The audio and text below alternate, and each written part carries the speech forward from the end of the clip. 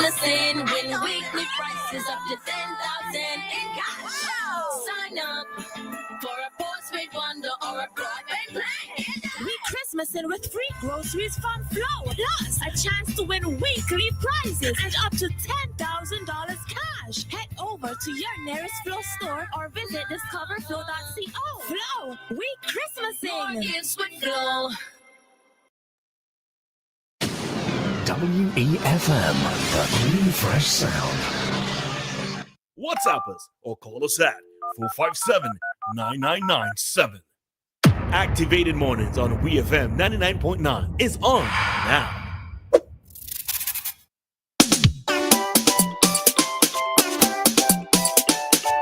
No.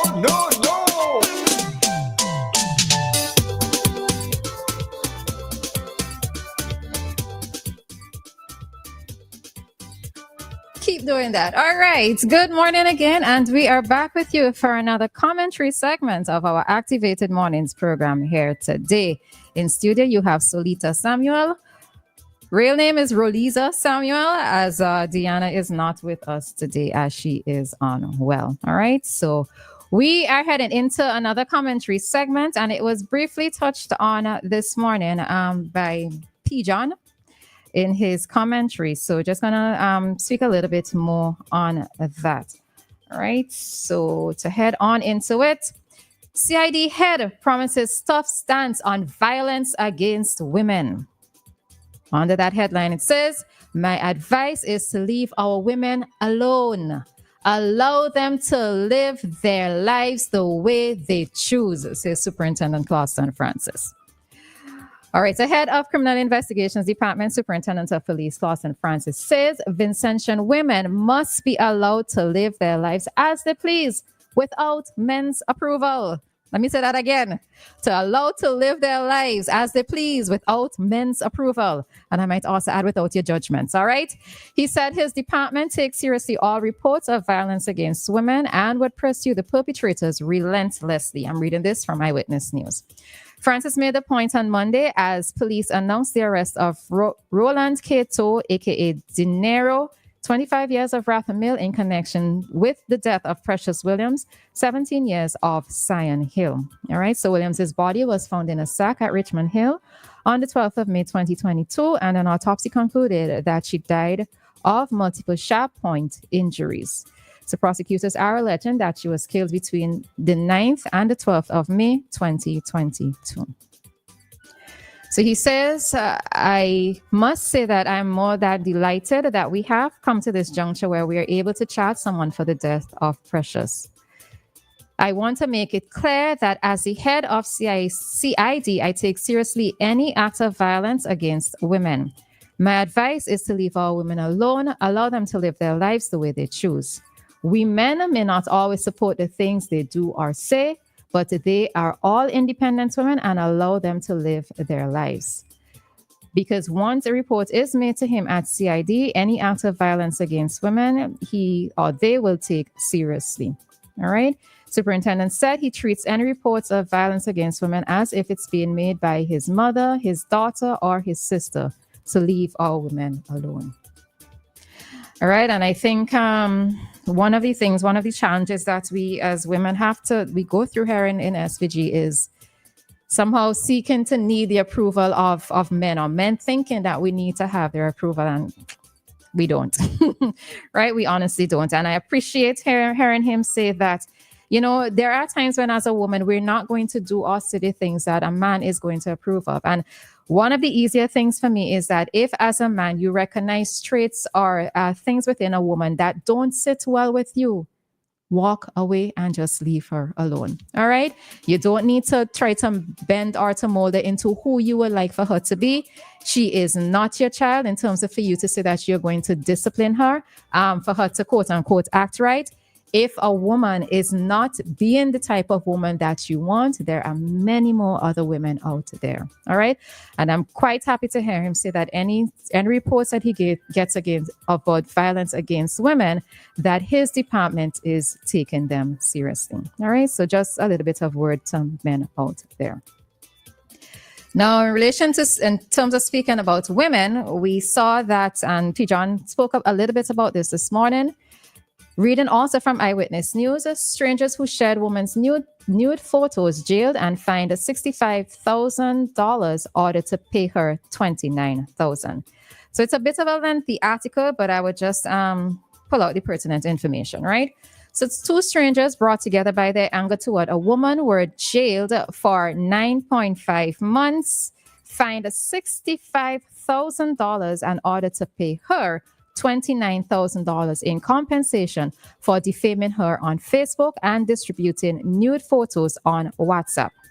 Senior Magistrate Tamika McKenzie handed down the sentences to Rita Zavisha Wilson, 34 years, of Otley Hall, and Rena Roberts, 27, of Georgetown, at the Kingston Magistrates Court on Tuesday, 3 weeks after they pleaded guilty to charges of the Cybercrime Act. All right. Wilson told the court that she is pregnant and pleaded guilty to charges of using a computer system to distribute sexually explicit images of the virtual complainant. So what in essence happened is that Roberts posted up photos of the virtual complainant.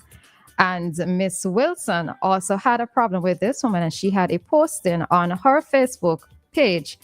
And Roberts got wind of it, and he shared images of the complainant, the virtual complainant, with Miss Wilson, who then posted them on her WhatsApp status. All right. Miss Wilson also, well, I can't read that on air, right? Go to the article and read it. But she also said something very defamatory and inviting other men to where the woman was working, saying something not very nice, woman to woman, about the virtual complainant.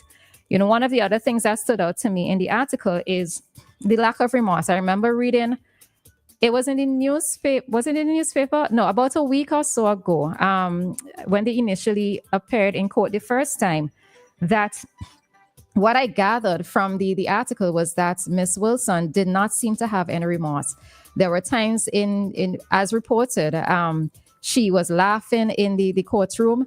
And even there is something that Robert said here that showed me that he didn't have any remorse at all. Let me see if I could find it quickly. I think something to the effect of she's a bad woman, right? So he also did not take what he did seriously because he's making this type of remarks towards her. So, you know, I am happy to see that they're both fined and jailed for this instance, because at no point in time, and it was also said that the virtual complainant did not consent. She did not consent to the photos being taken of her. However, Roberts had the pictures. And, you know, one of the things is that, as I always say, I mean, people get their socks knocked off in different ways when they're in relationships, right? And whatever it is that you do within a relationship, that is supposed to be sacred. At no point in time when the relationship ends should you bad talk the person who you were with. Should you defame that person, especially on social media. Nor should you share intimate moments that you had with this person, because at one point you must have. I want to believe that you either love this person or seriously liked this person, right? If you are not using the person, that you seriously liked this person. And, you know, it shows the lack of maturity of some individuals when they feel a relationship has ended. Maybe you would like to get back with that individual and that individual is not taking you on. So the best way to get back at that person is to defame their character, to pull down their personality, to cause others to look at them in a derogatory way. All right. That shows a lack of maturity on the part of both Roberts and Miss Wilson in this particular story. And I'm all happy to see that the law is putting a serious hand on persons who are involved in such activities. And hopefully it's going to send a warning to those who may be thinking of doing something similar. As I mentioned with P. John, I am commending those persons who have understood what the Cybercrime Act entails, persons who have found themselves to be victims of the cybercrime. I applaud you for taking that step and going forward and making the reports. It cannot possibly be easy to know that you're walking on the street and somebody has seen pictures of you naked or seen you in a video conducting a sexual act. and to hear persons making remarks towards you. I don't think that ever washes off of any individual. And there are persons who are going to, for the rest of their life, possibly remind them of an act that they committed or images that they saw of them. I think sometimes as a society, we bring more harm and shame to the victims when we constantly remind them of what's happened to them in the past, especially when they had no hand in what was done towards them. All right. So even as a society, we also need to do better, right?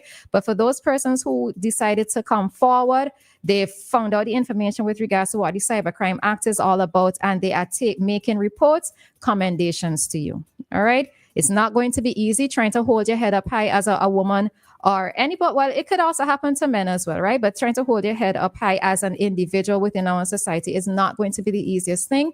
But at least you recognize that there are legal options that you can take to have such a matter addressed. All right. So fair warning to everybody who may be immature enough to think that this is something that they should do.